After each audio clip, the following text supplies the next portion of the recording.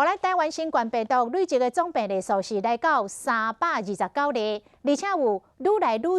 无同的症头来出现咯。上侪也是发烧甲嗽占一半，过来是脑后会痛、会胀、会焦。啊，即摆有一寡患者讲会食无、听无，都是失去着味觉甲片觉。医生讲，即款的病状若要恢复，需要1年到2年。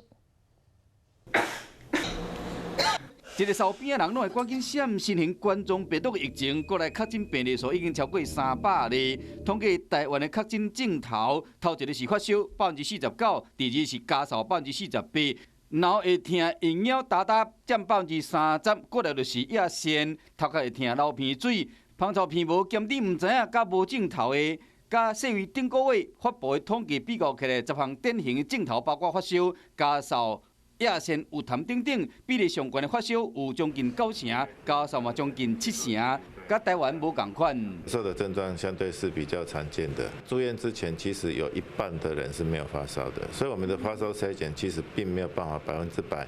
筛检出所有感染新冠病毒的病人。大部分的病人呢出现类似的症头，囡仔胃着了嘛靠出现落泻的情形，是讲即马嘛出现超过20例胃着的人，芳臭鼻无，这医生讲恢复的时间比较较久。细胞接受器还是会再生，可是它的恢复会比较慢，可能1-2年的时间，它才会慢慢恢复它的嗅觉跟味觉。目前台湾已经有5名确诊的病例死亡，提醒乡亲一定要做好手的卫生，若有症头一定要赶紧去找医生。